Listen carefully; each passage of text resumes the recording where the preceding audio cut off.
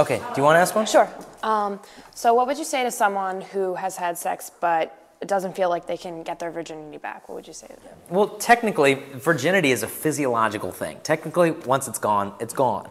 But the problem is, what we're looking for here is not just technical virginity. As long as you technically stay a virgin, you're being good.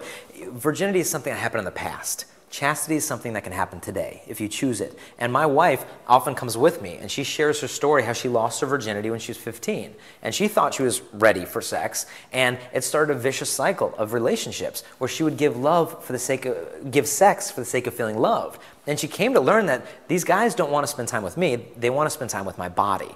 You know, and eventually it led to just this destructive lifestyle. And eventually one day she just said, I want something better for me. I got to get out of this, but no one is going to do it for me. I've got to get up and quit feeling sorry for myself. I'm not going to play the victim. And so there's got to come a point where you have to want it for yourself. Yeah, maybe I made some bad mistakes. Everybody has. But it's time, instead of defining your life by your mistakes, start learning from them. And so it doesn't matter what's happened in the past. Anybody can start over. And if your future spouse was out there right now and they thought, well, I've already had sex once, what's twice? What's 3 times? What's 4 times?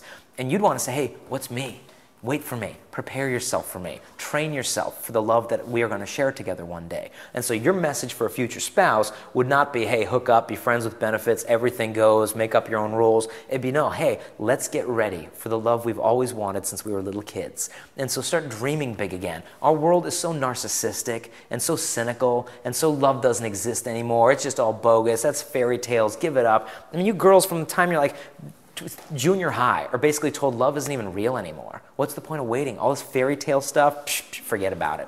We've got to rediscover it. And I think when we see this bigger vision of love, I remember being in Boston about 3 years ago, and a girl came up to me after the talk, and she said, you know what? She said, after your talk, she said, I was going to lose my virginity tomorrow. She said, to my boyfriend in the backseat of his car in the parking lot of a movie theater on a date. My dad was going to drive me to the movie theater. We're going to get out of the car, act like we're going to the movies, then go to his car, and I was going to give him my virginity. And she said to me, she had some attitude. I loved it. She said, I am not giving my boyfriend my virginity in the backseat of his dumpy little car in the parking lot of a movie theater. She said, I'm giving it to my husband on our Paradise Island honeymoon. She saw the big picture.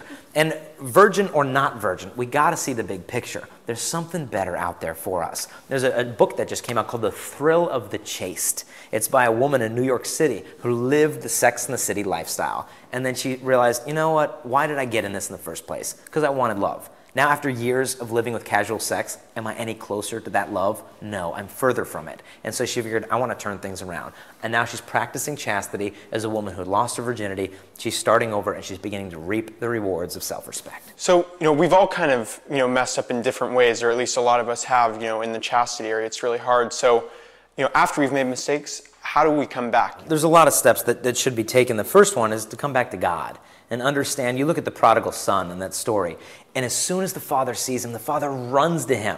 The son's not running back to the father. The son just knows, man, things are better with him. I'll start going back. And as soon as the father spots him, he runs to him, embraces him, welcomes him home. That's the father's reaction to us. It doesn't matter where you've been or what you've done. He just wants you home with him. And so realize he doesn't look at you, oh, here's that guy who did that stuff with that girl. He doesn't hold grudges like we do. So come to God, especially in the sacrament of reconciliation. And secondly, work to forgive yourself. We all make mistakes. St. Francis de Sales said, have patience with the whole world, but first of all with yourself. And then lastly, find some good friends. It's so important. In college, who was St. Francis Xavier's roommate in college? St. Ignatius Loyola.